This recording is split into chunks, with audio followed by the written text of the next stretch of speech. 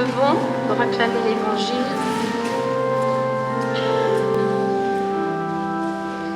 Alléluia, Alléluia, Alléluia, Alléluia, Alléluia, Alléluia. Dieu nous a appelés par l'Évangile à entrer en possession de la gloire de notre Seigneur Jésus-Christ. Alléluia, Alléluia, Alléluia, Alléluia, Alléluia, Alléluia.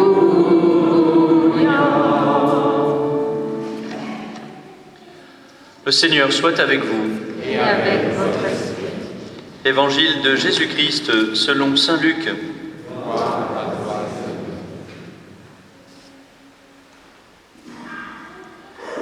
Beaucoup ont entrepris de composer un récit des événements qui se sont accomplis parmi nous, d'après ce que nous ont transmis ceux qui, dès le commencement, furent témoins oculaires et serviteurs de la parole.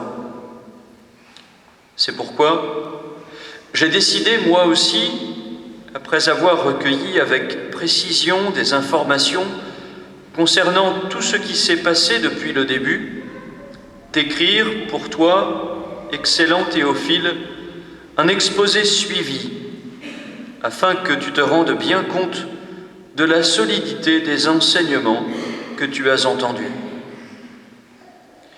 En ce temps-là, lorsque Jésus, dans la puissance de l'Esprit, revint en Galilée, sa renommée se répandit dans toute la région.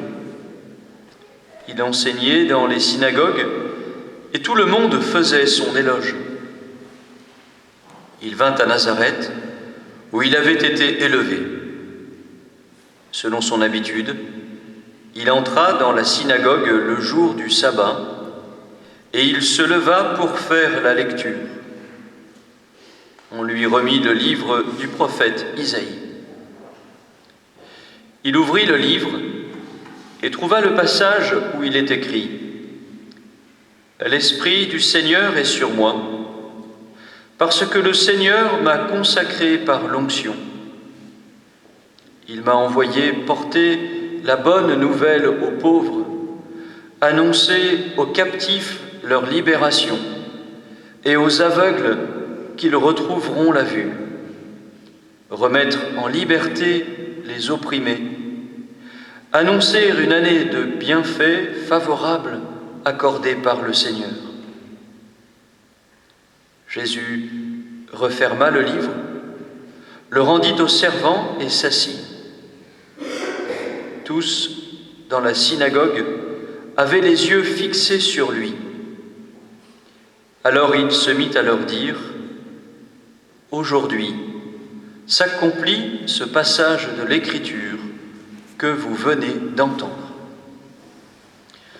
Acclamons la parole de Dieu.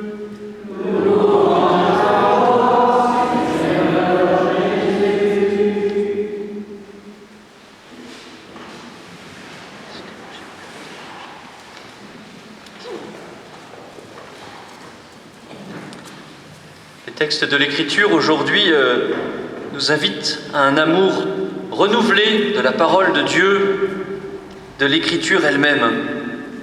Un amour renouvelé